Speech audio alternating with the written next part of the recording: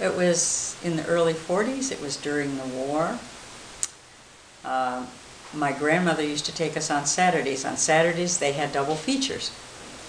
And we'd hear about them through trailers, Okay. as you said, which seemed funny because I always thought that was strange because the trailers were really previews. They weren't trailers, but that is what they called.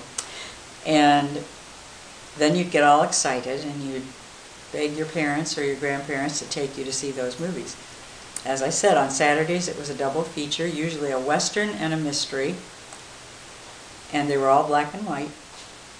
You would dress nicely. You wouldn't dress in play clothes. Right. You would dress nicely. And my grandmother always was the one who took us most often because my mother worked during those years that my dad was overseas. And she'd take us to the local ice cream shop for lunch either before or after the movie, depending on what time we went. And it was a really nice outing, and it was probably, one of the most fun things we did as little kids. The movie was, I believe, 25 cents, and that was for everybody, adults and children alike. And they had a popcorn machine, I remember that, and they had soft drink fountain, but it was not like they are today. It was just a little spot in the lobby where you could get popcorn and something to drink. I think probably the earliest ones would have been the Westerns with Roy Rogers and the other early Western stars. Very primitive. And but they all had a theme of the good guy in white hat. And they all had a lot of action, riding over the plains and so on, but it was a lot less fluid than the movies you have now. Well, ours were actually, this was in Minerva, Ohio. This was a little town in east central Ohio. And to most people it was nowhere. It's just a little town. But it was a nice place to grow up, and you could walk to the movie. The movie was the Roxy, like a lot of them were then. It had a nice marquee, a big marquee out front, and the ticket agent sat out in front in a booth, not inside like they are today. Our theater was fairly simple. It had red plush seats, that I always remembered. That was fun to sit in. And one screen, and it was just an average size screen, probably not a lot bigger than some home screens today. But it was great to us.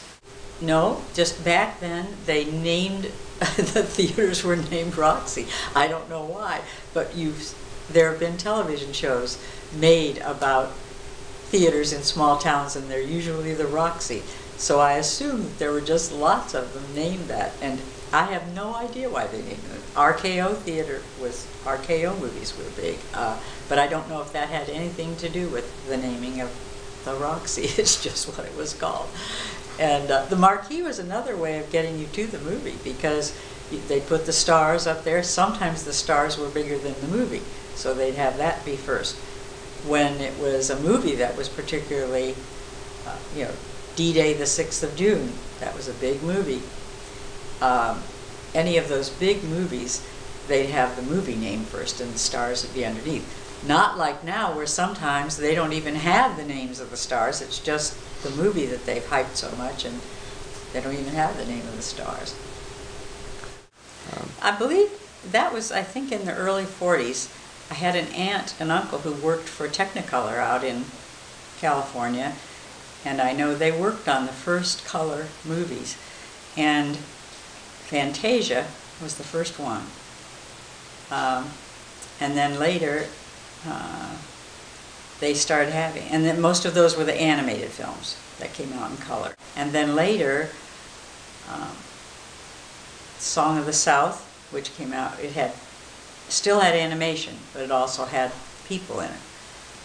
And it was a very lasting film. It's been shown to my generation, your mother and dad's generation, and your generation. We moved to Dallas in 1962, and there were a lot more theaters, of course, and I can remember, because we had little children then, we didn't go to a lot of movies, but the ones we did usually were ones where we could take the children. And at that time, that was when Grandpa was in the beginning stages of his career as a CPA, so we didn't have a lot of money to go to movies. So we would sometimes, this might interest your group, we had drive-ins then. And we would pop our own popcorn, take our own beverages, and we'd go to the drive-in. The children could sleep in the back seat, and we could watch the movie.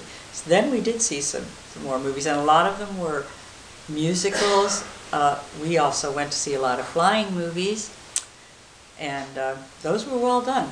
Yes, that was just kind of a nice perk of living in Dallas, because Grandpa worked for Price Waterhouse, and one of their clients was Buena Vista Films.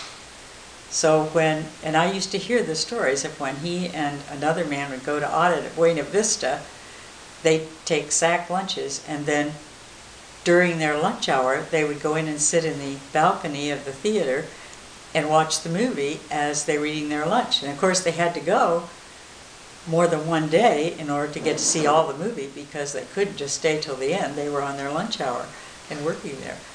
Another nice thing about him being there with when he was auditing Buena Vista, through that we were also invited to the opening of the Frank Lloyd Wright Theater in Dallas.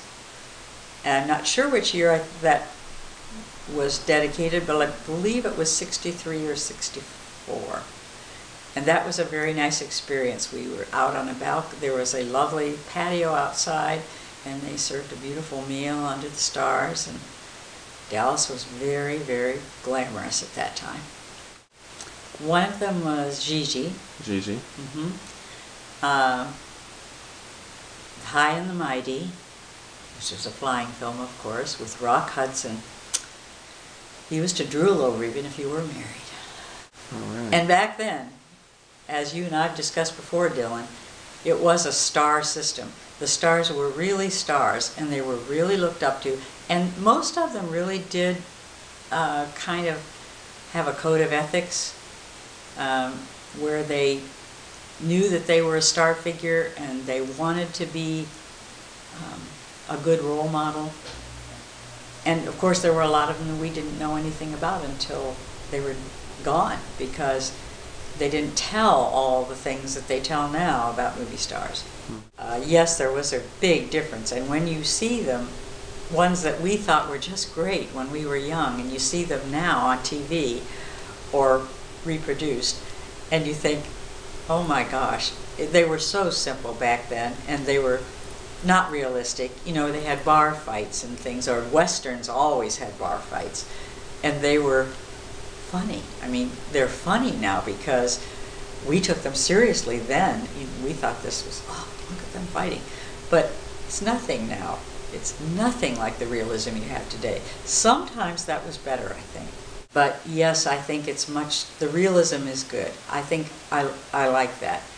I'm glad they have a rating system, which there wasn't any need for it back then. So did you see Gone with the Wind in theaters? Oh yes, yeah. How long did they play that in theaters? Was it a one weekend thing, or is it? Oh, they played it until they thought everybody in the community had seen it, that wanted to see it had seen it, if that's what you're referring to. And also, you know, it was done in 2 parts. They'd have an intermission after the first part because it was so long. An intermission, people would have a chance to use the restrooms, get some more popcorn or whatever. Yeah, it was a very, very popular film. And that was during the war that came out. I think for lots of different reasons, the main one being it took you to places you'd never been. It gave you an opening to lifestyles that you hadn't lived. It was a getaway, I'm sure, for adults, a thing to forget the war, forget the troubles in the 40s.